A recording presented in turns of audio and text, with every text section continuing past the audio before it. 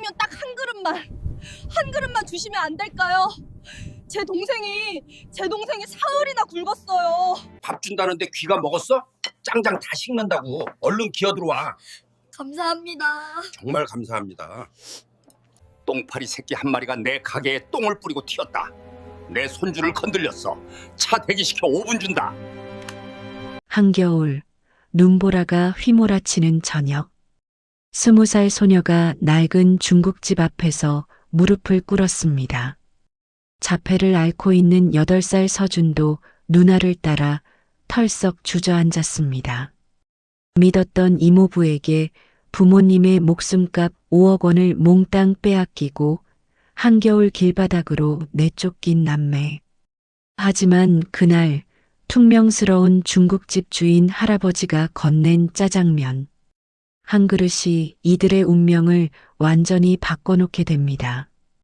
과연 이 불쌍한 남매와 외로운 할아버지에게는 어떤 기적 같은 이야기가 숨겨져 있을까요? 오늘 여러분께 들려드릴 이야기는 절망 끝에서 만난 진짜 가족의 이야기입니다. 사연 시작 전 구독과 좋아요 눌러주시고 어디서 듣고 계신지 지역을 댓글로 남겨주세요. 그곳으로 사랑과 행운을 보내드리겠습니다. 여러분들께서 듣고 싶은 이야기도 댓글로 남겨주시면 재미있는 이야기로 각색하여 보답하겠습니다. 그럼 지금부터 황금 짜장의 비밀, 그 이야기를 시작하겠습니다. 차가운 겨울밤, 무릎 꿇은 소녀. 2024년 1월 15일, 서울의 한 골목. 영하 10도를 오르내리는 혹독한 추위 속에서 20살 지민은 8살, 동생 서준의 손을 꼭 잡고 걷고 있었습니다. 아니, 정확히는 비틀거리고 있었죠. 얇은 패딩 하나만 걸친 두 남매의 입김은 하얗게 피어올랐고 서준의 작은 손은 얼음장처럼 차갑게 식어가고 있었습니다. 배고파. 서준이 가늘게 중얼거렸습니다. 자폐 증세가 있는 서준은 평소 말을 거의 하지 않았습니다. 사람들과 눈도 마주치지 못했고 세상과 단절된 듯 자기만의 세계에 갇혀 살아가는 아이였죠. 그런 서준이 배고프다고 말한다는 것은 정말 견딜 수 없을 만큼 배가 고프다는 의미였습니다. 지민의 눈시울이 뜨거워졌습니다. 주머니를 뒤적거려 봤지만 손에 잡히는 건 1,000원짜리 지폐 한 장과 동전 몇 개뿐. 짜장면 한 그릇을 사기에는 터무니없이 부족한 돈이었습니다. 어떡하지? 오늘도 이대로 굶는 건가? 그때였습니다. 어디선가 고소한 냄새가 바람을 타고 흘러왔습니다.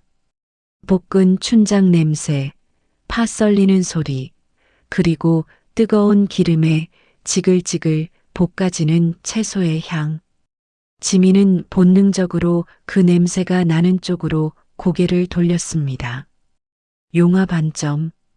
낡고 바랜 간판이 희미한 불빛 아래 흔들리고 있었습니다.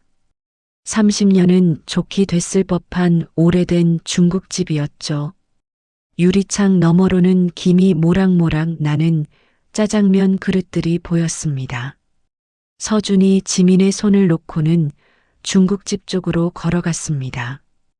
평소 같았으면 낯선 곳을 무서워해서 절대 혼자 움직이지 않는 아이였는데 그날만큼은 달랐습니다.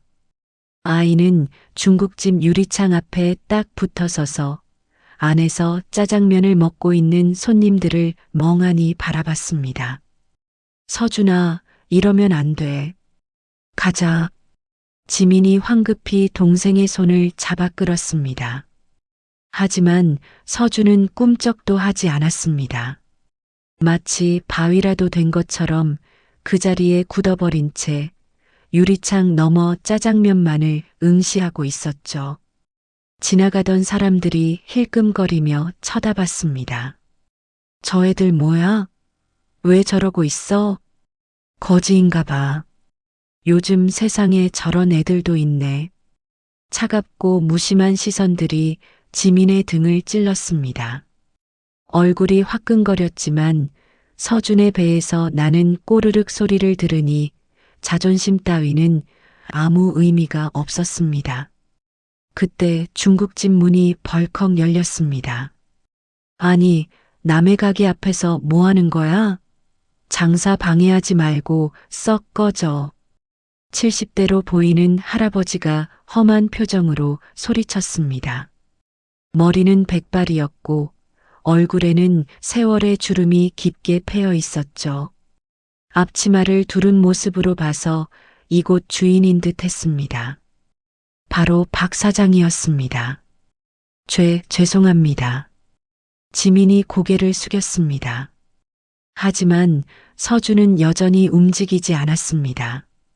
아이의 눈은 가게 안철판에서 모락모락 김이 나는 군만두에 고정되어 있었습니다. 지민은 결심했습니다. 더 이상 물러설 곳도 갈 곳도 없었습니다. 찜질방비도 바닥났고 편의점 알바는 서준 때문에 잘렸습니다. 오늘 밤 둘이 갈 곳은 지하철역 계단밖에 없었죠. 제발. 지민은 떨리는 다리에 힘을 주고 박 사장 앞에 무릎을 꿇었습니다. 사장님, 죄송합니다. 정말 죄송합니다. 뭐야? 너 지금 뭐 하는 거야? 박 사장이 당황한 듯 뒷걸음질 쳤습니다. 지민은 고개를 들지 못한 채 울음이 섞인 목소리로 애원했습니다. 짜장면 딱 한 그릇만 주시면 안 될까요? 제 동생이 사흘이나 굶었어요. 저 설거지 잘해요. 청소도 잘하고요. 시키시는 건 뭐든지 다 할게요. 제발 짜장면 하나만 주세요. 지민의 눈물 방울이 툭툭 차가운 시멘트 바닥 위로 떨어졌습니다. 옆에 서 있던 서준도 누나를 따라 털썩 주저앉았습니다. 자폐가 있는 아이는 상황을 정확히 이해하지는 못했지만 누나가 슬퍼하고 있다는 것만은 알았습니다. 박 사장은 허리에 손을 얹은 채 무릎 꿇고 있는 남매를 내려다봤습니다. 할아버지의 눈매가 가늘어졌습니다. 차가운 겨울바람 소리만이 골목을 휩쓸고 지나갔습니다. 한참의 침묵 끝에 박 사장의 입에서 나온 말은 뜻밖에도 욕설이 섞인 호통이었습니다. 에이, 재수없게. 남의 가게 앞에서 웬 궁상이야. 할아버지는 퉁명스럽게 몸을 돌려 가게 안으로 들어가 버렸습니다. 쾅! 문이 닫혔습니다. 지민의 가슴이 철렁 내려앉았습니다. 역시 안 되는구나. 이제 정말 끝이구나. 절망감이 쓰나미처럼 밀려왔습니다. 지민이 자리에서 일어나려던 찰나였습니다. 다시 문이 벌컥 열리더니 박 사장이 고개를 쑥 내밀었습니다. 그리고 투덜거리듯 소리쳤습니다. 뭐해? 안 들어오고 거기서 얼어 죽을 거야? 빨리 들어와. 지민은 자신의 귀를 의심했습니다. 멍하니 할아버지를 바라보자 박 사장이 다시 한번 버럭 소리를 질렀습니다. 밥 준다는데 귀가 먹었어? 짜장 다 식는다고. 얼른 기어 들어와. 그 거친 목소리가 지민에게는 세상 그 어떤 말보다 따뜻하게 들렸습니다. 지민은 얼른 서준의 손을 잡고 가게 안으로 들어갔습니다. 낡은 테이블 위에는 김이 모락모락 나는 짜장면 2그릇과 군만두 1접시 그리고 단무지가 놓여 있었습니다. 허겁지겁 먹지 말고 천천히 먹어. 체하겠다. 박 사장은 투박하게 말했지만 그 눈빛은 어딘가 모르게 깊고 그윽했습니다. 마치 이 남매가 올 것을 알고 있었다는 듯이 말이죠. 서준은 숟가락을 들 생각도 못한 채 그릇을 들고 후루룩 짜장면을 입안에 넣기 시작했습니다. 며칠을 굶은 아이가 뜨거운 면을 허겁지겁 삼키는 모습을 보니 지민의 가슴이 미어지는 듯 했습니다. 지민도 떨리는 손으로 젓가락을 들어 면을 한 입 베어 물었습니다. 후루룩. 고소한 춘장의 향과 아삭한 양파의 단맛이 입안 가득 퍼졌습니다. 단순한 포만감이 아니었습니다. 부모님이 돌아가신 후 처음으로 느껴보는 세상의 온기였습니다. 목구멍으로 넘어가는 따뜻한 짜장면이 얼어붙었던 심장을 녹여내자 지민은 젓가락을 쥔 채 어깨를 들썩이며 소리 죽여 울었습니다. 그때 투박한 손 하나가 불쑥 나타나 잘 익은 깍두기 접시를 밀어주었습니다. 청승 떨지 말고 먹어. 밥맛 떨어지게 콧물까지 말아먹을 셈이야? 박 사장이었습니다. 겉으로는 투덜거렸지만 할아버지의 눈길은 굶주린 짐승처럼 먹어치우는 서준의 뒷모습에 머물러 있었습니다. 지민은 눈물을 훔치며 고개를 끄덕였습니다. 감사합니다. 정말 감사합니다. 그릇 바닥까지 싹싹 긁어먹은 두 사람의 얼굴에 희미하게 혈색이 돌기 시작했습니다. 배가 부르니 그제야 정신이 들면서 현실적인 걱정이 밀려왔습니다. 지민의 주머니에는 1,000원짜리 한 장과 동전 몇 개가 전부였습니다. 이 짜장면 값을 어떻게 치러야 할까? 지민은 결심한 듯 자리에서 일어나 카운터에 앉아 있는 박 사장에게 다가갔습니다. 사장님, 정말 잘 먹었습니다. 약속대로 제가 밥값은 몸으로 갚겠습니다. 설거지든 청소든 뭐든지 시켜만 주세요. 박 사장은 입에 물고 있던 이쑤시개를 뱉어내며 코웃음을 쳤습니다. 설거지? 야, 요즘은 기계가 사람보다 더 깨끗하게 닦아. 우리 가게엔 식기세척기 있어. 아, 그게. 지민이 말문이 막혀 우물쭈물하자 박 사장이 카운터를 탁 치며 몸을 일으켰습니다. 할아버지의 매서운 눈빛이 지민의 눈동자를 뚫어지라 쳐다봤습니다. 내 가게 철칙이 뭔지 알아? 세상에 공짜 밥은 없다는 거야. 빌어먹을 생각 말고 밥값을 제대로 하란 말이야. 지민은 덜덜 떨며 물었습니다. 그럼 뭘 하면 될까요? 시키시는 건 다 할게요. 제발 쫓아내지만 말아주세요. 박 사장은 잠시 생각하는 듯 하더니 턱으로 가게 뒷문을 가리켰습니다. 저기 뒷마당 가면 양파 5망이랑 대파 10단 있어. 그거 다 까고 다듬어. 눈물 콧물 쏙 빠질 거다. 다 못하면 내일은 국물도 없어. 지민의 눈이 번쩍 떴습니다. 쫓겨나는 것보다는 100배, 1000배 나은 조건이었습니다. 네, 할게요. 무조건 할게요. 감사합니다, 사장님. 지민은 서준의 손을 잡고 뒷마당으로 뛰어갔습니다. 산더미처럼 쌓인 붉은 양파망과 흙이 잔뜩 묻은 대파가 보였습니다. 12월의 찬바람이 숭숭 들어오는 뒷마당이었지만 지민은 망설임 없이 바닥에 털썩 주저앉았습니다. 서준을 한쪽 구석에 앉혀두고 지민은 미친 듯이 양파 껍질을 벗기기 시작했습니다. 매운 양파 향이 눈을 찔러 눈물이 줄줄 흘러내렸습니다. 맨손으로 차가운 대파를 씻느라 손가락 마디마디가 찢어질 듯 아려왔고 손톱 밑은 까맣게 물들었습니다. 하지만 지민은 멈추지 않았습니다. 지금 이 일을 해내지 못하면 다시 저 차가운 길바닥으로 나앉아 고아 신세로 떠돌아야 한다는 공포가 지민의 손을 계속 움직이게 했습니다. 가게 문을 닫을 때쯤 그 많던 양파와 대파가 하얗고 말끔하게 다듬어져 쌓여 있었습니다. 다 했습니다.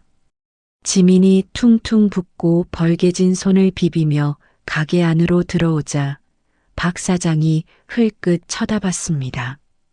할아버지는 깨끗하게 다듬어진 대파를 들어 이리저리 살펴보더니 피식 웃음을 흘렸습니다. 오냐, 손놀림은 제법 야무지네. 독한 구석이 있어. 박 사장은 카운터 서랍에서 열쇠 하나를 꺼내 던져주었습니다. 오늘은 저기 창고 옆에 붙은 쪽방 가서 자. 보일러는 안 들어와도 바람은 막아줄 거야. 그리고 내일부터는 새벽 5시에 나와서 짜장 소스 재료 손질해야 하니까 늦으면 국물도 없다. 네, 알겠습니다. 정말 감사합니다. 지민은 열쇠를 쥐고 서준을 데리고 쪽방으로 들어갔습니다. 한 사람이 겨우 누울 만한 작은 방이었고 퀴퀴한 곰팡이 냄새가 났지만 지민에게는 그곳이 5성급 호텔보다 더 아늑해 보였습니다. 바닥에 얇은 이불을 깔고 서준을 눕히자 아이는 금세 새근거리며 잠이 들었습니다. 지민은 잠든 동생의 얼굴을 쓰다듬으며 다짐했습니다. 서준아, 누나가 꼭 지켜줄게. 여기서 열심히 일해서 돈도 벌고 이모부가 뺏어간 돈도 꼭 되찾을게. 우리 다시 일어서자. 긴장이 풀린 탓인지 지민도 곧 깊은 잠에 빠져들었습니다. 하지만 지민은 몰랐습니다. 그날 밤 모두가 잠든 가게 주방에서 벌어진 기적 같은 일을 새벽 3시 모두가 깊은 잠에 빠져 있을 시간 가게 주방에서 희미한 인기척이 느껴졌습니다. 잠이 얕았던 지민은 작은 소리에 번쩍 눈을 떴습니다. 옆을 더듬어 보니 서준이 없었습니다. 서준아? 심장이 덜컥 내려앉았습니다. 지민은 황급히 문을 열고 나갔습니다. 불 꺼진 가게 주방에서 희미한 그림자가 움직이고 있었죠. 서준아. 지민이 숨죽여 주방으로 다가갔습니다. 창문으로 들어온 달빛 아래 서준이 혼자 무언가를 하고 있었습니다. 아이는 박 사장이 내일 쓰려고 미리 만들어둔 커다란 짜장 소스통 앞에 서 있었습니다. 서준은 작은 손가락으로 소스를 콕 찍어 맛을 보더니 고개를 갸웃거렸습니다. 그리고는 주방 선반에 놓인 양념통들을 번갈아 쳐다봤습니다. 평소에는 눈도 마주치지 않고 세상과 단절된 듯 굴던 아이의 눈빛이 지금 이 순간만큼은 기이할 정도로 또렷하게 빛나고 있었습니다. 서준아, 뭐해? 그거 만지면 안 돼. 지민이 놀라서 달려가 말리려던 순간이었습니다. 서준이 간장통을 손가락으로 가리키며 입을 열었습니다. 평소에는 한마디도 안 하던 아이가 아주 작지만 분명한 목소리로 중얼거렸습니다. 아니야. 간장 3번, 설탕 2번. 맛이 달라. 도대체 이게 무슨 소리일까요? 지민은 서준의 뜬금없는 말과 행동에 멍하니 서 있을 수밖에 없었습니다. 그때였습니다. 뭐 하는 거냐, 애들아? 주방 불이 환하게 켜지며 박 사장이 나타났습니다. 할아버지는 잠옷 차림에 부스스한 머리로 주방에서 뭔가를 만지고 있는 서준을 발견했습니다. 아, 죄송합니다. 제가 서준이를 못 봐서. 지민이 황급히 사과하려 했지만 박 사장은 손을 들어 지민을 제지했습니다. 할아버지는 천천히 서준에게 다가갔습니다. 꼬마야, 내가 뭘 안다고. 도대체 여기서 뭐 하는 거냐? 서준은 박 사장을 올려다보지도 않고 계속 양념통들을 가리켰습니다. 간장 3번, 설탕 2번, 생강가루 조금. 박 사장의 눈썹이 꿈틀거렸습니다. 사실 박 사장은 요즘 고민이 많았습니다. 30년간 용화반점을 운영하면서 한 번도 맛에 대한 불평을 들어본 적이 없었는데 최근 들어 단골 손님들이 하나둘씩 맛이 예전 같지 않다며 떠나가고 있었기 때문입니다. 나이가 들면서 혀의 감각이 무뎌진 탓이었습니다. 짠맛과 단맛의 경계가 희미해지고 평생을 자부해온 손맛이 안개 속을 헤매는 기분이었죠. 박 사장은 반신반의하며 서준이 말한 대로 해봤습니다.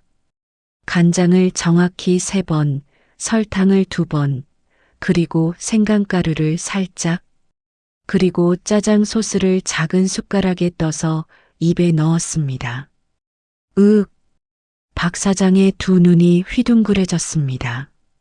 입안에서 폭죽이 터지는 것 같았습니다. 돼지고기의 누린내는 온데간데였고 고소한 육향만이 진하게 퍼져나갔습니다. 짭조름한 간장 맛 뒤로 은은한 단맛이 감돌았고 마지막에 툭 치고 올라오는 생강의 알싸함이 기름진 맛을 깔끔하게 잡아주었습니다. 그야말로 완벽한 균형, 신의 비율이었습니다. 이건 박 사장은 말을 잇지 못했습니다. 입안에 침이 가득 고였습니다. 무뎌졌던 혀의 감각이 되살아나는 듯한 전율이 흘렀죠. 이것은 30년 전 용화반점이 처음 문을 열고 사람들이 줄을 서서 먹던 바로 그 전성기 시절의 맛이었습니다. 박 사장은 믿을 수 없다는 듯 서준을 내려다봤습니다. 아이는 아무 일도 없었다는 듯 다시 무표정한 얼굴로 돌아와 지민의 뒤로 숨어버렸습니다. 사장님, 맛이 이상한가요? 버릴까요? 지민이 겁에 질려 물었습니다.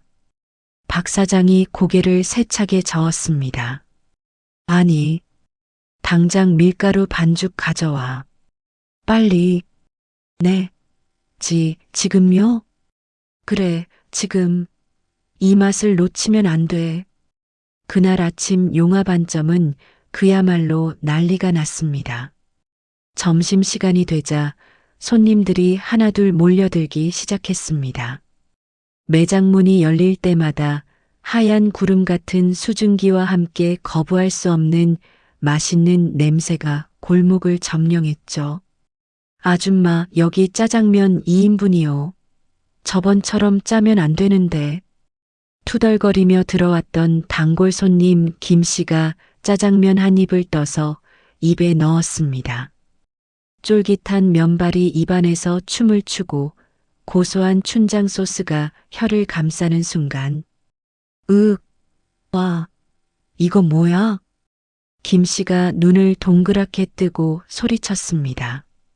씹을수록 아삭하게 씹히는 양파와 대파, 그리고 입안에 착착 감기는 감칠맛이 예술이었습니다.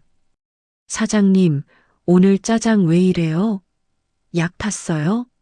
맛이 기가 막히네. 옆 테이블 손님들도 웅성거리기 시작했습니다. 진짜네. 예전 그 맛이야. 아니, 예전보다 더 맛있는데? 사장님, 여기 포장 3인분 추가요. 나도 포장해줘요. 집에 있는 우리 애들 좀 먹이게. 주방은 눈코 뜰 새 없이 바빠졌습니다. 박 사장은 찜통에서 만두를 꺼내느라 손이 보이지 않을 정도였고 지민은 서빙하랴 계산하랴 발에 땀이 나도록 뛰어다녔습니다. 카운터에 돈이 쌓이는 소리가 들려왔습니다. 박 사장은 찜통 너머로 주방 구석에 쪼그리고 앉아있는 서준을 힐끔 쳐다봤습니다. 아이는 누가 시키지도 않았는데 빈 간장통을 채우고 있었습니다. 박 사장은 가슴 한구석이 찌릿하게 울렸습니다. 보물이었어. 굴러들어온 돌인 줄 알았더니 하늘이 내 인생 마지막에 보낸 복덩이였어. 점심 장사가 끝나고 재료가 모두 동이 났습니다. 텅 빈 찜통을 보며 박 사장은 거친 숨을 몰아쉬었습니다. 몸은 천근만근이었지만 마음만큼은 깃털처럼 가벼웠습니다. 박 사장은 앞치마 주머니에서 꼬깃꼬깃한 지폐 몇 장을 꺼내 지민에게 쥐어주었습니다. 자, 받아라. 어머, 사장님, 이게 뭐예요? 저희 밥 먹여주시고 재워주시는 것만 해도 감사한데. 지민이 손사래를 치자 박 사장이 버럭 소리를 질렀습니다. 잔말 말고 받아. 오늘 장사가 누구 덕에 대박이 났는데 월급이란 말이야. 그리고 저 녀석 서준이라고 했나? 네. 박 사장이 서준을 손짓으로 불렀습니다. 서준이 쭈뼛거리며 다가오자 박 사장은 투박한 손으로 서준의 머리를 쓰다듬었습니다. 할아버지의 손길은 거칠었지만 그 온기만큼은 뜨거웠습니다. 너 보통 놈이 아니다. 내 혀보다 내 혀가 100배는 낫구나. 앞으로간 보는 건 내가 해라. 내 수제자다. 서준은 말없이 박 사장을 올려다봤습니다. 아이의 입가에 아주 희미한 미소가 스쳐 지나갔습니다. 그날 이후 용화반점 앞에는 긴 줄이 늘어서기 시작했습니다. 8살 꼬마 천재가 맛을 낸다는 소문은 없었지만 사라졌던 전설의 맛이 돌아왔다는 소문은 삽시간에 동네방네 퍼져나갔습니다. 지민은 몰려드는 손님들을 보며 희망을 받습니다. 이제 돈을 모을 수 있다. 이제 서준이 치료도 받을 수 있고 이모부에게 뺏긴 것도 찾을 수 있다. 용화반점에 봄날의 햇살 같은 변화가 찾아왔습니다. 서준이 주방의 지휘자가 된 지 불과 한 달 만에 가게는 그야말로 문전성시를 이루었죠. 점심시간이면 가게 밖으로 긴 줄이 늘어섰고 찜통에서는 하얀 김이 쉴 새 없이 피어올랐습니다. 이제 주방의 풍경은 사뭇 달라졌습니다. 새벽 5시가 되면 가장 먼저 눈을 비비고 일어나는 건 다름 아닌 8살 서준이었습니다. 아이는 고양이 세수를 하고 쪼르르 주방으로 달려가 양념통 앞을 지켰습니다. 박 사장이 고기와 채소를 큰 대야에 쏟아부으면 서준은 그날그날의 재료 상태와 날씨에 따라 미묘하게 배합을 조절했습니다. 비가 오는 날이면 생강가루를 아주 조금 더 넣어 잡내를 잡았고 날이 건조하면 기름을 반 숟가락 더 둘렀습니다. 박 사장은 그런 서준을 보며 혀를 내둘렀습니다. 평생을 중국집 운영하면서 감으로 하던 일을 저 꼬마가 척척 해내다니. 서준은 배합을 마치면 박 사장을 올려다보며 고개를 끄덕였습니다. 그것은 이제 볶아도 좋다는 꼬마 주방장의 승인 신호였습니다. 오냐 알았다. 내 새끼가 좋다면 좋은 거지. 박 사장은 서준의 머리를 거칠게 쓰다듬으며 콧노래를 흥얼거렸습니다. 예전에 도끼 같던 눈빛은 온데간데 없고 할아버지의 얼굴에는 웃음꽃이 피어 있었습니다. 서준은 박 사장의 등 뒤를 졸졸 따라다녔습니다. 박 사장이 무거운 찜통을 옮기면 뒤에서 엉덩이를 밀어주는 신용을 했고 박 사장이 잠시 의자에 앉아 쉬면 고사리 손으로 할아버지의 퉁퉁 부은 다리를 주물렀습니다. 말 한마디 없었지만 서준에게 박 사장은 이제 세상에서 누나 다음으로 믿을 수 있는 사람이 된 것입니다. 이 녀석아, 귀찮게 왜 자꾸 쫓아다녀? 저리 가서 놀아. 박 사장은 입으로는 귀찮다며 타박을 주었지만 손으로는 김이 모락모락 나는 군만두 하나를 반으로 갈라 서준의 입에 넣어주곤 했습니다. 겉은 바삭하고 속은 부드러운 박 사장의 마음과 꼭 닮은 만두였습니다. 하지만 가게가 바빠질수록 지민의 몸은 10개라도 모자랐습니다. 홀서빙의 설거지, 재료 손질까지 하다 보면 어느새 밤 10시가 훌쩍 넘었습니다. 파김치가 되어 쪽방에 들어오면 서준은 이미 곤히 잠들어 있었죠. 지민은 잠든 동생의 얼굴을 물끄러미 바라보다가 조용히 다시 몸을 일으켰습니다. 그리고는 구석에 숨겨두었던 낡은 책 보따리를 꺼냈습니다. 검정고시 문제집이었습니다. 헌책방에서 1,000원 주고 산 귀퉁이가 다 달아빠진 책이었죠. 지민은 스탠드조차 없는 어두운 방에서 문틈으로 새어 들어오는 가게 간판 불빛에 의지의 책을 펼쳤습니다. 눈꺼풀이 천근만근 쏟아졌지만 허벅지를 꼬집어가며 수학 공식을 외우고 영어 단어를 썼습니다. 서준아, 누나가 미안해. 누나가 더 똑똑하고 힘이 있었으면 우리 서준이 이렇게 고생 안 시켰을 텐데.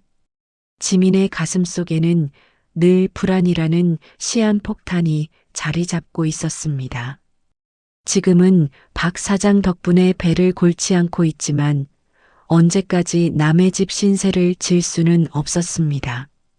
무엇보다 고아라는 꼬리표가 평생 서준의 발목을 잡게 하고 싶지 않았습니다. 자신이 번듯하게 고등학교 졸업장이라도 따고 대학에 가야 나중에 서준을 지켜줄 수 있을 것 같았습니다.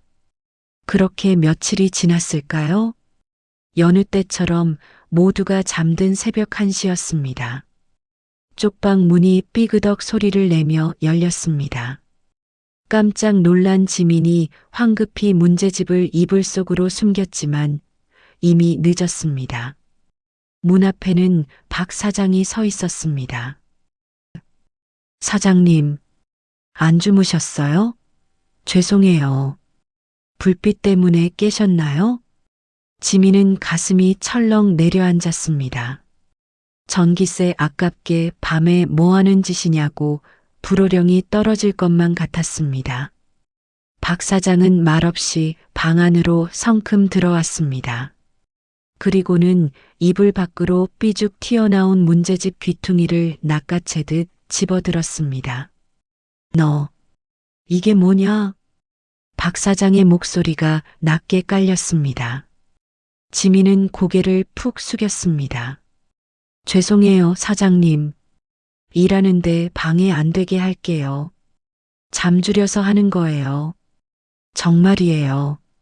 박 사장은 대답 없이 낡은 문제집을 차르르 넘겨봤습니다. 빼곡하게 적힌 메모와 눈물 자국으로 얼룩진 페이지들이 박 사장의 눈에 들어왔습니다. 박 사장의 시선이 잠시 지민의 튼 손에 머물렀습니다. 낮에는 하루 종일 물에 손을 담그고 밤에는 이렇게 연필을 쥐고 끙끙댔을 20살 소녀의 고단함이 고스란히 느껴졌습니다. 지민아, 네 사장님, 너 이따위로 공부해서 대학은 가겠냐? 지민의 눈에 눈물이 핑 돌았습니다. 박 사장이 문제집을 바닥에 탁 던졌습니다. 역시 안 되는구나. 주제 파악이나 하라는 소리구나. 지민이 입술을 깨물며 울음을 참으려던 찰나 박 사장의 품에서 하얀 봉투 하나가 툭 하고 지민의 무릎 위로 떨어졌습니다. 이게 뭐예요? 뭐긴 뭐야? 학원비지. 지민은 멍하니 봉투와 박 사장을 번갈아 쳐다봤습니다. 봉투 안에는 빳빳한 5만 원권 지폐가 두툼하게 들어 있었습니다. 청승 떨지 말고 학원 다녀. 내일부터 저녁 장사 준비 끝나면 바로 학원으로 튀어가서 제대로 배워. 괜히 혼자 끙끙대다가 떨어져서 밥맛 떨어지게 하지 말고. 사장님, 그리고 내가 알아봤는데 검정고시 합격하면 대학 갈 수 있는 길도 있다더라. 네가 머리가 나쁜 건 아닌 것 같으니까 이왕 할 거면 제대로 해. 돈 걱정은 하지 말고. 내가 내 후원자 해줄 테니까. 지민은 그만 참았던 울음을 터뜨리고 말았습니다. 으윽. 엉엉 소리를 내며 우는 지민을 보며 박 사장은 당황한 듯 헛기침을 했습니다. 에헴. 아이고 시끄러워. 애꿎다. 그만 울어. 뚝. 사장님, 정말 감사합니다. 정말 열심히 할게요. 꼭 성공해서 갚을게요. 갚기는 무슨. 나중에 돈 많이 벌면 나 비싼 요양원이나 보내주든가. 박 사장은 투덜거리며 몸을 돌려 밖으로 나갔습니다. 하지만 문을 닫고 나선 박 사장은 한동안 그 자리를 떠나지 못했습니다. 주름진 박 사장의 눈가에도 물기가 어려 있었습니다. 박 사장은 밤하늘을 올려다보며 혼잣말을 중얼거렸습니다. 마누라 보고 있어? 나 자식 복은 지지리도 없더니 말년에 손주 복은 터졌나 봐. 아주 예뻐 죽겠어. 그날 이후 지민의 일과는 더욱 바빠졌지만 얼굴에서는 빛이 났습니다. 낮에는 가게에서 신나게 일하고 저녁 7시가 되면 박 사장의 등 떠밀림을 받으며 학원으로 향했습니다. 서준은 학원 가는 누나를 배웅하며 고사리 손을 흔들어 주었고 박 사장은 주방에서 밤참으로 먹을 짜장면을 따로 챙겨두곤 했습니다. 피 한 방울 섞이지 않았지만 그들은 어느새 그 누구보다 끈끈한 진짜 가족이 되어가고 있었습니다. 매일 저녁 가게에 문을 닫고 셋이 둘러앉아 늦은 저녁을 먹을 때면 가게 안은 웃음소리로 가득 찼습니다. 박 사장의 걸걸한 욕설은 어느새 정겨운 추임새가 되었고 무뚝뚝하던 서준도 박 사장의 농담에 입을 가리고 키득거렸습니다. 이 행복이 영원할 것만 같았습니다. 아니, 영원해야만 했습니다. 지난 겨울의 혹독한 추위를 견뎌낸 이들에게 찾아온 봄날이었으니까요. 하지만 세상 일이라는 게 참 야속합니다. 불행은 예고 없이 찾아오지만 행운은 꼭 시기와 질투를 동반하고 오기 마련이니까요. 용화 반점이 대박이 났다는 소문은 좁은 골목을 넘어 인터넷 세상까지 퍼져나갔습니다. 한 유명한 먹방 유튜버가 가게를 다녀간 후 조회수가 폭발했습니다. 영상 속에서 서준은 고사리 같은 손으로 진지하게 짜장 소스를 만들고 있었고 사람들은 그 모습을 8살 절대미각 천재라 부르며 열광했습니다. 하지만 그 영상이 축복이 아닌 저주를 불러올 줄은 아무도 몰랐습니다. 서울 변두리의 한 퀴퀴한 PC방. 컵라면 용기와 담뱃재가 수북하게 쌓인 책상 앞에서 한 남자가 모니터를 뚫어져라 쳐다보고 있었습니다. 며칠째 씻지 않아 떡진 머리에 퀴퀴한 냄새. 바로 지민과 서준을 내쫓았던 이모부 강민호였습니다. 그는 조카들의 보험금 5억을 도박으로 몽땅 날리고 사채업자들에게 쫓겨 숨어 지내는 신세였습니다. 이거 우리 서준이 아니야? 강민호의 눈이 번들거렸습니다. 화면 속 서준이 짜장면을 만들고 있는 가게 앞에는 손님들이 끝이 보이지 않을 정도로 줄을 서 있었습니다. 영상 자막에는 월 매출 대박, 천재 꼬마의 손맛이라는 문구가 화려하게 번쩍거렸습니다. 히히, 새끼들이 죽은 줄 알았더니 여기서 떼돈을 벌고 있었어?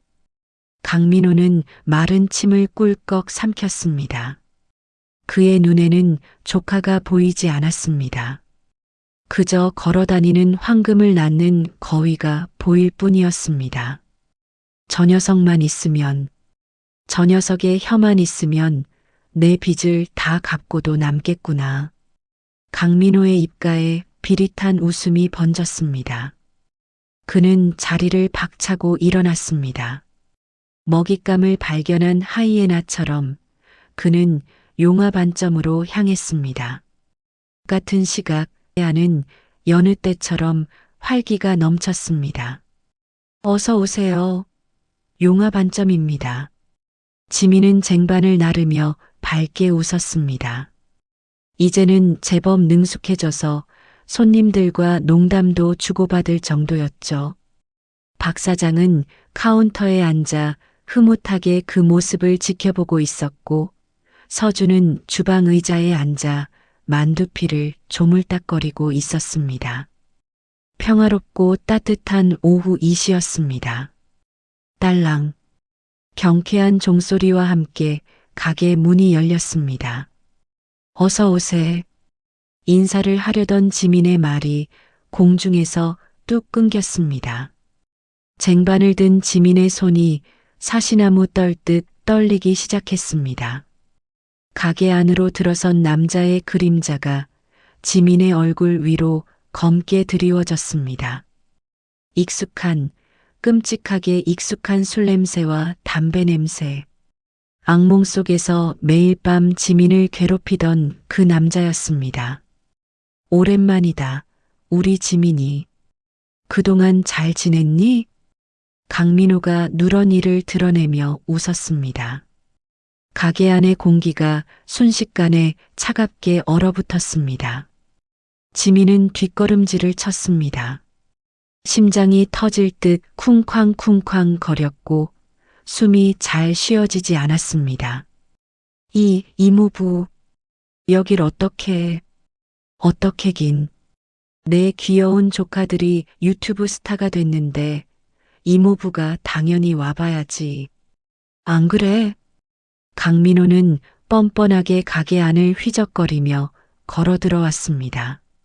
손님들이 식사하다 말고 힐끔거렸지만 그는 아랑곳하지 않았습니다. 그의 시선은 오직 주방 안쪽 서준에게 고정되어 있었습니다. 아이고, 우리 서준이 이모부 보고 싶었지? 강민호가 주방 쪽으로 성큼 다가가자 지민이 비명을 지르듯 소리쳤습니다. 오지 마세요. 가까이 오지 마세요. 지민은 쟁반을 내던지고 서준의 앞을 가로막았습니다. 와장창. 그릇 깨지는 소리에 가게 안이 정적에 휩싸였습니다. 어허, 어른한테 말버릇이 그게 뭐냐? 남들이 보면 내가 무슨 남인 줄 알겠어? 강민호가 혀를 차며 지민을 노려봤습니다. 그 눈빛에는 일말의 미안함도 없었습니다. 오로지 탐욕만이 이글거리고 있었죠. 지민은 이를 악물고 노려봤습니다. 남보다도 못한 사람이잖아요. 부모님 보험금 5억 다 뺏어가고 한겨울에 우리를 내쫓았잖아요. 고아원이나 가라고 했으면서 이제 와서 왜 이래요? 지민의 외침에 손님들이 수군거리기 시작했습니다. 어머, 저 사람이 이모부야? 세상에 애들을 내쫓았대? 짐승만도 못하네. 분위기가 험악해지자 강민호의 얼굴이 불그락푸르락해졌습니다. 그는 본색을 드러내며 거칠게 소리쳤습니다. 이제 와서 왜 이러냐고? 오냐 했더니 내가 너희들 법적 보호자야. 너들이 밖에서 고아처럼 빌어먹고 다니는 꼴을 못 보겠어서 데리러 왔다. 왜? 강민호는 지민을 거칠게 밀쳐냈습니다. 지민이 힘없이 바닥으로 쓰러졌습니다. 누나, 서준이 놀라서 소리쳤습니다. 강민호는 쓰러진 지민은 거들떠보지도 않고 서준의 팔을 낚아챘습니다. 가자, 서준아. 이모부랑 집에 가자. 여기서 이런 험한 일 하지 말고 이모부랑 맛있는 거 먹으러 가자. 응? 싫어. 싫어. 서준이 발버둥을 쳤지만 어른 남자의 힘을 당해낼 수는 없었습니다. 강민호는 서준을 질질 끌고 나가려 했습니다. 그때였습니다. 동작 그만. 서늘하고 묵직한 목소리가 가게 안을 울렸습니다. 카운터에 앉아있던 박 사장이었습니다. 박 사장은 천천히 자리에서 일어났습니다. 75세의 노인이라고는 믿기지 않을 만큼 매서운 기세가 뿜어져 나왔습니다. 박 사장은 뒷짐을 진 채 강민호 앞으로 걸어 나왔습니다. 당신, 뭐요? 남의 집 구석일에 참견하지 말고 비키쇼. 강민호가 박 사장을 위아래로 훑어보며 비웃었습니다. 낡은 앞치마에 백발. 돈 없고 힘없는 늙은이로밖에 보이지 않았으니까요. 하지만 박 사장은 눈 하나 깜짝하지 않았습니다. 남의 집 구석? 웃기고 자빠졌네. 쟤들은 내 직원이고 내 식구야. 내 가게에서 행패 부리는 걔는 몽둥이가 약이지. 몽둥이질 당하기 싫으면 그 손 놓고 꺼져. 뭐, 이 노인네가 돌았나? 강민호는 기가 찬다는 듯 허허 웃음을 터뜨렸습니다. 그는 잡고 있던 서준의 팔을 더 세게 꽉 쥐었습니다. 서준이 아파서 으앙 하고 울음을 터뜨렸습니다. 야, 늙은이 돈 좀 만지나 본데 세상 물정 모르면 가만히 있어. 내가 이 애들 유일한 핏줄이고 법적 보호자라고. 경찰 부를까? 당신이 애들 데리고 있는 거 그거 유괴야. 유괴 알아? 강민호는 법이라는 단어를 들먹이며 박 사장을 협박했습니다. 바닥에 쓰러져 있던 지민이 박 사장의 바지가랑이를 잡으며 울먹였습니다. 사장님 안 돼요. 서준이 보내면 안 돼요. 저 사람 서준이 이용하려고 그러는 거예요. 지민의 말에 박 사장의 눈썹이 꿈틀거렸습니다. 박 사장은 강민호의 눈을 똑바로 쳐다보며 낮게 으르렁거렸습니다. 보호자? 핏줄? 지나가던 개가 웃겠다. 애들 돈 빼서 처먹고 내버린 놈이 이제 와서 보호자 타령이야? 내 눈엔 저 애가 조카로 보이냐? 돈다발로 보이냐? 급소를 찔린 강민호의 눈동자가 흔들렸습니다. 하지만 그는 오히려 더 큰 소리로 악을 썼습니다. 시끄러워. 돈다발이든 뭐든 내 조카 내가 키우겠다는데 당신이 무슨 상관이야. 나오라고. 강민호는 박 사장을 어깨로 툭 밀쳤습니다. 박 사장이 휘청거렸습니다. 그리고는 서준을 쌀가마니처럼 옆구리에 끼고 가게 문을 향해 돌진했습니다. 안 돼. 서준아. 지민이 비명을 지르며 강민호의 다리에 매달렸습니다. 강민호는 귀찮다는 듯 발길질을 해댔습니다. 이거 안 나. 독한 년이 진짜. 나 화나게 만들지 마. 박 사장이 달려들어 강민호의 팔을 물어뜯을 듯이 잡았습니다. 가게 안은 순식간에 아수라장이 되었습니다. 손님들이 말리려 일어섰지만 눈이 뒤집힌 강민호는 식탁 위 양념통을 집어 던지며 난동을 부렸습니다. 다 비켜. 누구든 건드리기만 해봐. 다 죽여버릴 거야. 와장창. 유리가 깨지고 고춧가루가 사방으로 흩날렸습니다. 매캐한 가루 때문에 기침 소리가 터져 나왔습니다. 그 혼란을 틈타 강민호는 서준을 끌고 가게 문을 박차고 나갔습니다. 누나, 할아버지. 서준의 처절한 울음소리가 멀어져 갔습니다. 지민은 깨진 유리 조각 위를 기어가며 피 묻은 손을 뻗었습니다. 서준아, 안 돼. 가지 마. 하지만 강민호는 서준을 짐짝처럼 들쳐 업고 골목길 저편으로 사라져버리고 말았습니다. 가게 안에는 흩어진 짜장면과 깨진 그릇, 그리고 지민의 절규만이 남았습니다.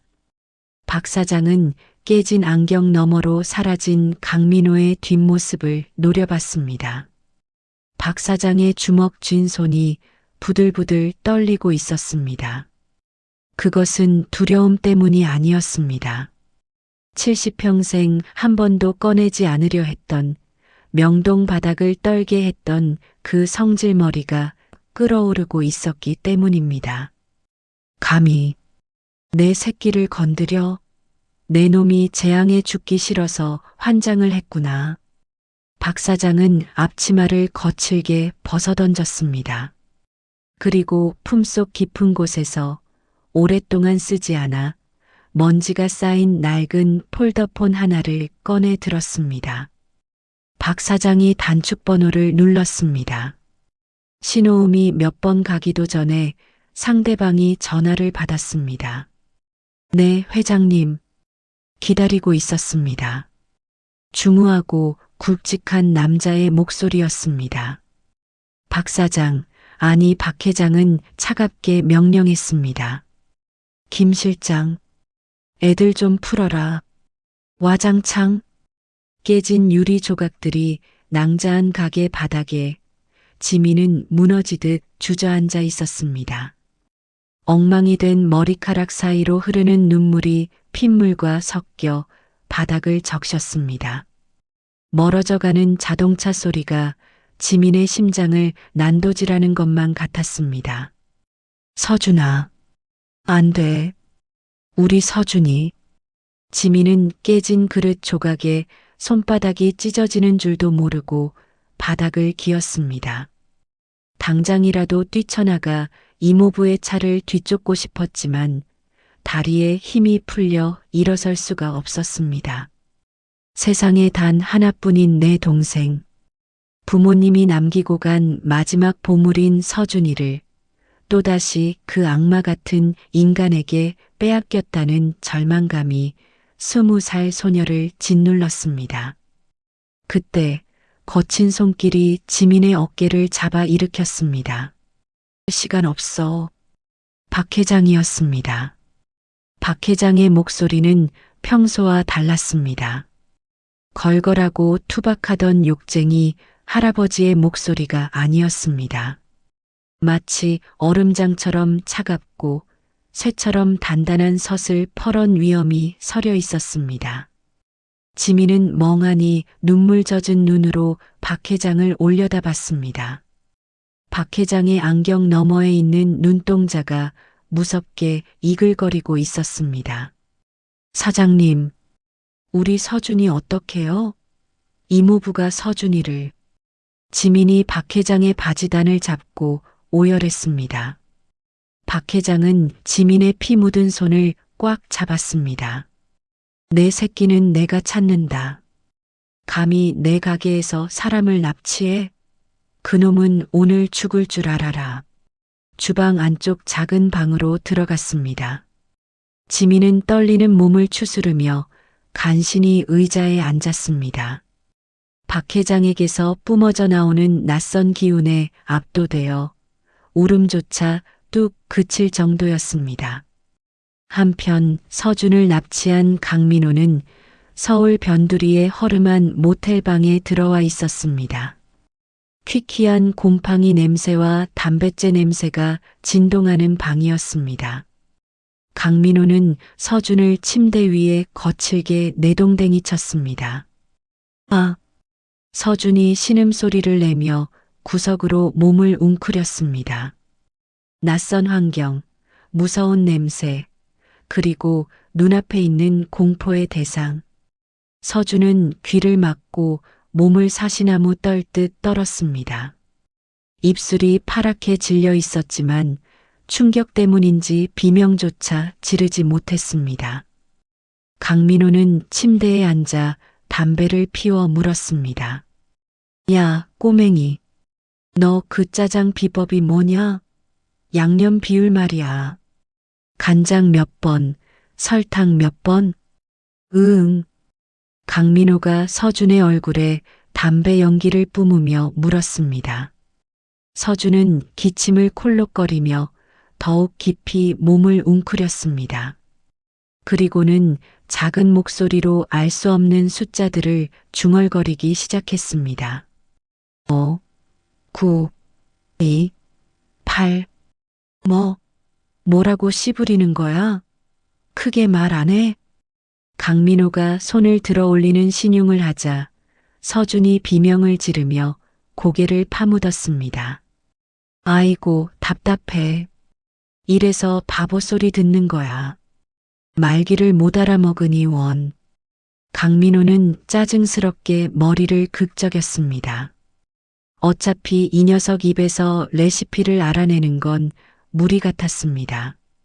그렇다면 방법은 하나뿐이었습니다.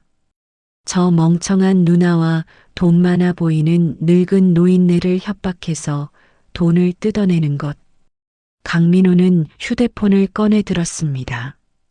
그리고 용화반점 전화번호를 눌렀습니다.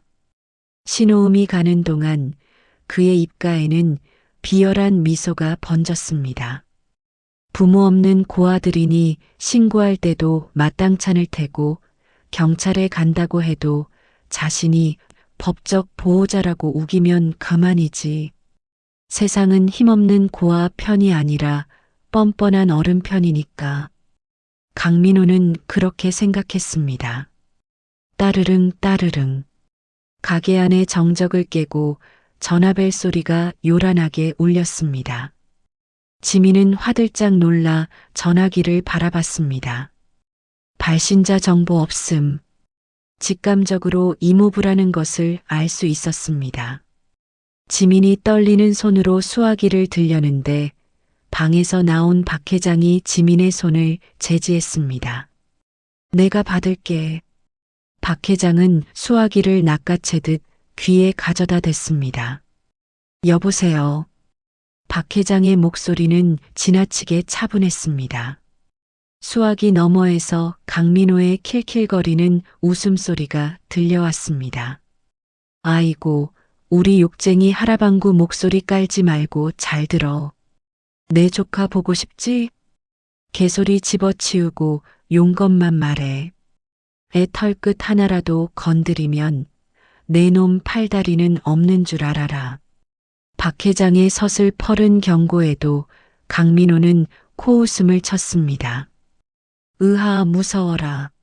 늙은이가 힘이 장사네. 근데 어쩌나 지금 칼자루는 내가 쥐고 있는데 5억. 딱 5억만 준비해. 그럼 이 귀하신 조카님 돌려보내드리지. 뭐? 박 회장의 눈썹이 꿈틀거렸습니다. 왜? 그 가게 장사 잘 되잖아.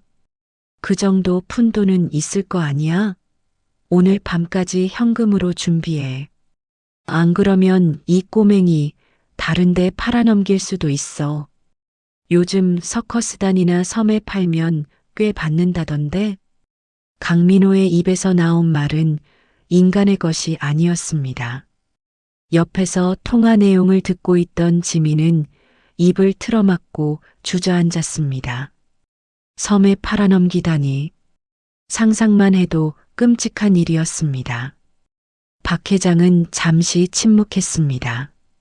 그 침묵이 강민호에게는 굴복의 표시로 느껴졌는지 그는 더욱 기고만장해져서 떠들었습니다. 그리고 가게 명의도 나한테 넘겨. 내가 보호자니까 그게 맞지. 늙은이는 이제 은퇴하시고 양로원이나 알아보시죠. 알겠어. 박 회장의 목소리가 낮게 깔렸습니다. 강민호는 박 회장을 철저히 무시했습니다. 허름한 중국집 주인, 돈 좀 만지는 욕쟁이 할아범. 그게 박 사장의 전부겠지. 하지만 그는 몰랐습니다.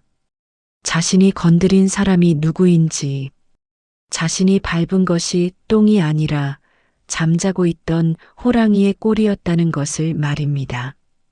박 회장이 낮게 으르렁거렸습니다. 그래, 5억이라.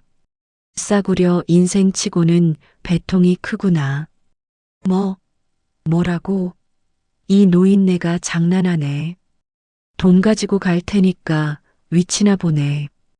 강민호는 씩씩거리며 모텔 주소를 불러줬습니다. 혼자 와. 경찰 부르면 애는 끝이야. 알지? 뚝.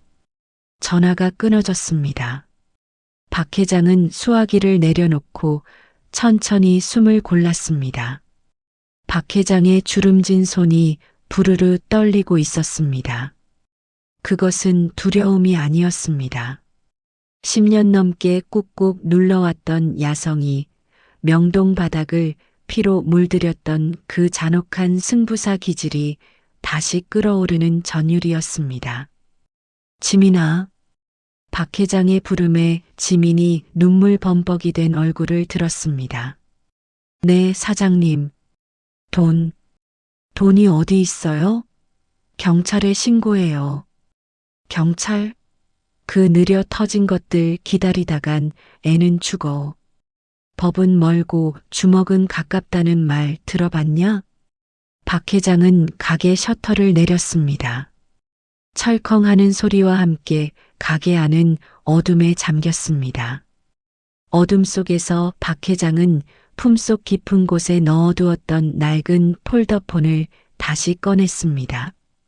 그리고 단축번호 1번을 길게 눌렀습니다. 뚜루루 뚜루루. 신호음이 몇 번 가기도 전에 상대방이 전화를 받았습니다. 네, 회장님. 기다리고 있었습니다. 중후하고 굵직한 남자의 목소리였습니다. 박 회장, 아니 박용화 회장은 차갑게 명령했습니다. 김 실장, 애들 좀 풀어라. 누구를 손봐드리면 되겠습니까? 파리 새끼 한 마리가 내 가게에 똥을 뿌리고 튀었다. 내 손주를 건드렸어. 아주 뼈도 못 추리게 밟아줘야겠는데. 위치만 말씀해 주십시오. 즉시 이동하겠습니다. 박 회장은 강민호가 불러준 모텔 주소를 읊었습니다. 차 대기시켜. 5분 준다. 예, 알겠습니다. 전화를 끊은 박 회장은 가게 구석에 있는 장롱문을 열었습니다. 낡은 옷가지들 틈에서 먼지 쌓인 상자 하나를 꺼냈습니다. 상자를 열자 그 안에는 오래된 선글라스 하나와 윤기가 흐르는 흑단 지팡이가 들어 있었습니다. 박 회장이 중국집 앞치마를 벗어던지고 선글라스를 끼는 순간 구부정했던 허리가 쫙 하게 펴졌습니다.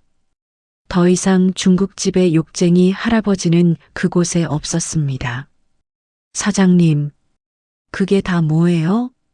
지민은 눈앞에서 벌어지는 광경을 믿을 수가 없었습니다. 평소 파스 냄새를 풍기며 다리를 절뚝거리던 할아버지가 마치 영화 속 인물처럼 변해 있었으니까요. 박 회장은 흑단 지팡이를 바닥에 쿵 하고 찍으며 지민을 돌아봤습니다. 지민아, 눈물 닦아라. 네. 고아라고 무시당했냐? 돈 없다고 짓밟혔어? 지민은 입술을 깨물며 고개를 끄덕였습니다. 이제부턴 아무도 너희들 못 건드린다. 내가 그렇게 만들 거야. 가자. 서준이 데리러. 박 회장이 가게 문을 열고 밖으로 나갔습니다. 그 순간 골목 어귀에서 검은색 최고급 세단 5대가 미끄러지듯 들어와 가게 앞에 멈춰섰습니다. 기. 차문이 일제히 열리더니 검은 양복을 입은 건장한 사내 10여 명이 내려 박 회장 앞에 도열했습니다. 회장님, 안녕하십니까? 우렁찬 인사가 골목을 뒤흔들었습니다. 지민은 입을 다물지 못했습니다. 이게 꿈인가 싶었습니다. 할아버지가, 우리 욕쟁이 할아버지가 회장님이라니. 박 회장, 아니 박용화 회장은 무심하게 고개를 끄덕이고는 가운데 차량의 뒷좌석에 올라탔습니다. 그리고 멍하니 서 있는 지민을 향해 손짓했습니다. 뭐해? 안 타고. 오늘 우리 서준이 괴롭힌 놈 아주 박살을 내주러 가야지.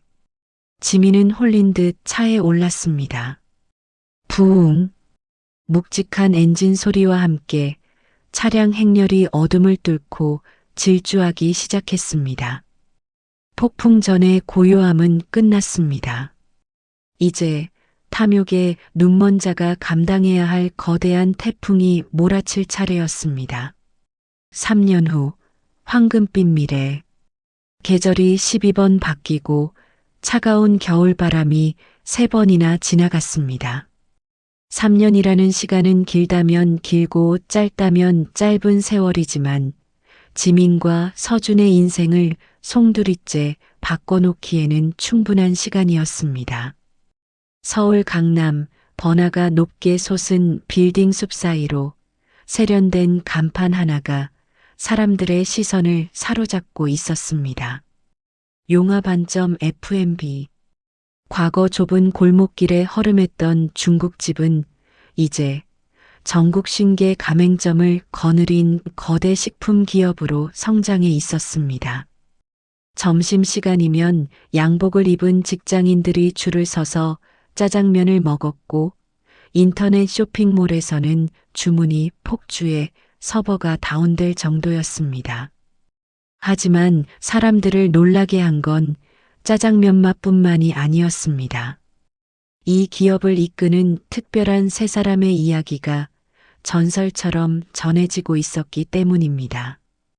대표이사실의 문이 열리고 똑소리 나는 정장 차림의 여성이 걸어 나왔습니다. 짙은 남색 재킷에 단정한 묶은 머리, 자신감 넘치는 눈빛. 바로 지민이었습니다.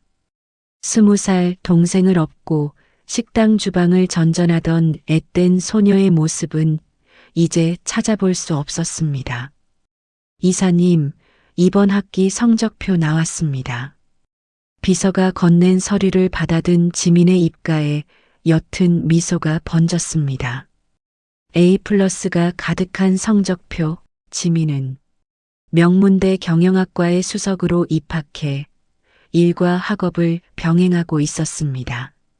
낮에는 회사의 경영 수업을 받고 밤에는 도서관에서 밤을 새우는 치열한 삶이었지만 지민은 피곤한 줄을 몰랐습니다. 지켜야 할 것이 있는 사람은 강해지는 법이니까요. 지민은 창밖을 바라봤습니다. 저 멀리 교도소가 있는 방향의 하늘은 유난히 어두워 보였습니다. 이모부 강민호는 횡령죄와 아동학대죄로 징역 4년을 선고받고 지금도 차가운 감옥에서 죗값을 치르고 있었습니다. 면회 한 번 간 적 없었지만 들리는 소문에 의하면 감옥 안에서도 빚쟁이들에게 시달리며 비참한 나날을 보내고 있다고 했습니다. 탐욕이 불러온 인과응보였습니다. 그때 복도 끝에서 우당탕하는 소리와 함께 누군가 달려왔습니다. 누나. 깔끔한 교복을 입은 11살 소년 서준이었습니다. 키가 훌쩍 자란 서준의 가슴에는 영재학교 배지가 반짝이고 있었습니다. 서준아, 뛰지 말랬지. 다치면 어떡해? 지민이 달려가 동생을 안아주었습니다. 서준은 이제 더 이상 사람들의 눈을 피하거나 구석에 숨지 않았습니다. 영재학교에서 수학과 과학 그리고 절대미각 재능을 인정받아 친구들 사이에서도 인기 만점인 학생이 되었으니까요. 누나, 나 오늘 시험 100점 맞았어. 할아버지한테 빨리 자랑할래. 그래, 가자. 할아버지 기다리시겠다. 두 사람은 손을 잡고 회장실로 향했습니다. 육중한 문을 열고 들어가자 창가에 서서 화초를 가꾸고 있던 백발의 노인이 뒤를 돌아봤습니다. 세월의 흔적이 내려앉은 주름진 얼굴이었지만 그 표정만큼은 더할 나위 없이 편안해 보였습니다. 우리의 영원한 박 회장이었습니다. 왔냐? 내 강아지들. 할아버지. 서준이 달려가 박 회장 품에 안겼습니다. 박 회장은 서준을 쭈그러질 듯 꼭 안아주며 등을 토닥였습니다. 아이고, 우리 천재 셰프님 학교 다녀오셨어? 박 회장은 이제 경영 일선에서는 물러나 있었지만 짜장면 맛의 최종 결정권은 여전히 서준과 함께 쥐고 있었습니다. 박 회장은 책상 위에 놓인 서류 봉투 하나를 지민에게 건넸습니다. 이게 뭐예요, 할아버지? 지민이 의아해하며 봉투를 열었습니다. 그 안에는 주식 양도 증서와 등기 권리증이 들어 있었습니다. 할아버지, 이건 내 유산이다. 미리 주는 거야. 지민의 눈이 휘둥그레졌습니다. 안 돼요. 저 이런 거 바라고 할아버지 옆에 있었던 거 아니에요. 못 받아요. 지민이 손사래를 치자 박 회장이 짐짓 엄한 표정을 지었습니다. 누가 공짜로 준대? 밥값 해야지. 내가 죽기 전까지. 이 회사 세계 최고로 키워놔. 그게 네 밥값이야. 그리고 이건 내가 너희들한테 주는 월급이고 보너스야. 할아버지. 부모 없는 고아라고 손가락질 받던 남매에게 박 회장은 하늘이 내려준 가장 큰 선물이자 든든한 지붕이었습니다. 피보다 진한 물, 남보다 더 가까운 가족. 세 사람은 서로를 바라보며 눈시울을 붉혔습니다. 자, 청승 그만 떨고 나가자. 오늘 예약해둔 데 늦겠다. 박 회장은 지팡이를 짚고 앞장섰습니다. 세 사람이 향한 곳은 동네의 한 사진관이었습니다. 자, 다들 여기 보세요. 웃으세요, 김치. 사진사의 주문에 카메라 렌즈가 세 사람을 향했습니다. 박 회장은 고운 한복을 차려입고 의자에 앉았고 그 뒤로 정장을 입은 지민과 교복을 입은 서준이 든든하게 섰습니다. 3년 전 꾀재한 몰골로 중국집 문을 두드리던 그날이 주마등처럼 스쳐 지나갔습니다. 배고픔과 추위에 떨며 벼랑 끝에 서 있었던 남매. 그리고 외로움 속에 갇혀 살던 욕쟁이 할아버지. 서로가 서로를 구원했던 그 기적 같은 만남이 오늘의 이 눈부신 순간을 만들었습니다. 자, 찍습니다. 하나, 둘. 잠깐만요. 갑자기 서준이 손을 들었습니다. 사진사가 멈칫했습니다. 왜 그러냐, 서준아? 박 회장이 고개를 돌려 서준을 바라봤습니다. 서준은 쑥스러운 듯 얼굴을 붉히더니 박 회장의 손을 꼭 잡았습니다. 그리고 서준의 입술이 천천히 움직였습니다. 예전에 어눌하게 웅얼거리던 말투가 아니었습니다. 또렷하고 분명한 진심이 가득 담긴 목소리였습니다. 할아버지, 사랑해요. 순간 정적이 흘렀습니다. 지민은 입을 틀어막았고 박 회장의 눈은 왕방울만하게 커졌습니다. 서준이 이렇게 길고 정확한 문장으로 그것도 감정을 담아 말한 것은 태어나서 처음이었습니다. 뭐라고? 박 회장의 목소리가 떨렸습니다. 서준은 활짝 웃으며 다시 한번 말했습니다. 사랑해요, 할아버지. 그리고 누나도. 우리 가족 영원히 함께해요. 박 회장의 눈에서 참았던 눈물이 왈칵 쏟아졌습니다. 그것은 75년 인생에서 흘린 눈물 중 가장 행복하고 뜨거운 눈물이었습니다. 오냐, 오냐. 내 새끼, 나도 사랑한다. 아주 많이. 박 회장은 서준과 지민을 양팔 벌려 끌어안았습니다. 지민도 박 회장의 어깨에 기대어 행복한 눈물을 흘렸습니다. 세 사람의 얼굴에 세상 그 어떤 보석보다 아름다운 미소가 번졌습니다. 자, 정말 보기 좋네요. 그 상태로 찍습니다. 하나, 둘, 셋. 찰칵. 눈부신 플래시가 터지고 세 사람의 가장 행복한 순간이 사진 속에 영원히 박제되었습니다. 짜장면 냄새가 모락모락 피어오르던 그 겨울날의 인연은 그렇게 전설이 되었습니다. 차가운 세상 속에서도 서로의 온기가 되어준다면 누구나 기적의 주인공이 될 수 있다는 것을 보여준 용화반점의 전설. 욕심에 눈멀어 핏줄을 버린 이모부는 차가운 감옥에 갇혔지만 베푸는 마음으로 남매를 품은 할아버지는 세상에서 가장 행복한 부자가 되었습니다. 진정한 사랑은 나눌수록 커진다는 것을 용화반점의 가족이 보여주었습니다.